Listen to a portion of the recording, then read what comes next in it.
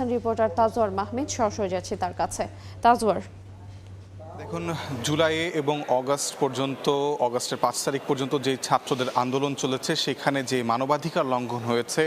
তার জন্য জাতিসংঘের একটি ফ্যাক্ট ফাইন্ডিং মিশন বাংলাদেশে তদন্ত করতে চায় এবং সেই তদন্তের আগে একটি প্রাক কারিগরি দল, অর্থাৎ তারা আসলে কিভাবে তদন্তটি করবে সেই বিষয়ে আলোচনা করতে বাংলাদেশের সরকারের সঙ্গে আজকে এসেছে একটি প্রাক কারিগরি দল এবং রুরো মুঙ্গোভেন নামে একজন, যিনি এশিয়া প্যাসিফিক অঞ্চলের জাতিসংঘের মানবাধিকার কমিশনের প্রধান, তার নেতৃত্বে 3 সদস্যের দলটি এসেছে এবং বর্তমানে তারা পররাষ্ট্র সচিবের সঙ্গে বৈঠকে আছেন এবং 11:30টার সময় সে বৈঠকটি শুরু হয় এবং এখনও চলমান রয়েছে। এরপরে হয়তো সুশীল সমাজের প্রতিনিধিদের সঙ্গে এবং মানবাধিকার কমিশন যেসব সংস্থা মানবাধিকার নিয়ে কাজ করে বাংলাদেশে তাদের সঙ্গে তারা বৈঠক করবেন। সরকারের বিভিন্ন মহলের সঙ্গে উপদেষ্টাদের সঙ্গে তাদের বৈঠক রয়েছে এবং দেখা যাচ্ছে যে অগাস্ট 5 তারিখে শেখ হাসিনার পতনের পরেই কিন্তু আসলে জাতিসংঘ থেকে জানানো হয় যে তারা এই যে জুলাই এবং আগস্ট পর্যন্ত যেই হত্যাযজ্ঞ চালানো হয় কিংবা গণহত্যা এবং সামগ্রিক যে মানবাধিকার লঙ্ঘনগুলো হয়, শুধুমাত্র হত্যাই নয়, এছাড়াও যেই সামগ্রিক মানবাধিকার লঙ্ঘন হয়েছে এই জুলাই এবং আগস্টের 5 তারিখ পর্যন্ত, সেই বিষয়ে কিন্তু তারা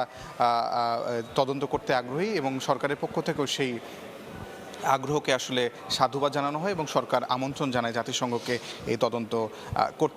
করার জন্য। এর আগেও যদিও শেখ হাসিনা যখন সরকারে ছিল তখনও কিন্তু জুলাইয়ের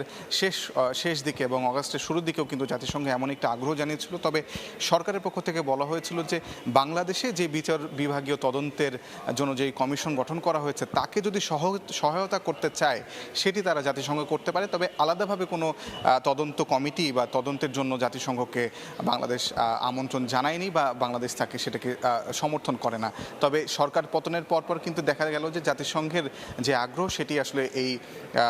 ডক্টর ইউনূসের নেতৃত্বাধীন যেই সরকার তারা কিন্তু গ্রহণ করেছে এবং তারা কিন্তু স্বাগতও জানিয়েছে যে এই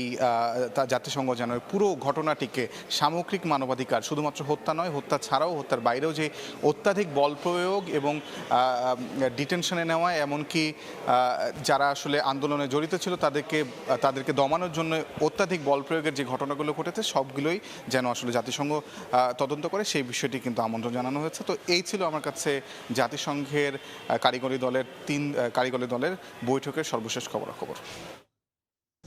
আমরা সরাসরি যুক্ত ছিলাম পররাষ্ট্র মন্ত্রণালয় থেকে। বিএনপি নেতাদের সঙ্গে বৈঠক করেছেন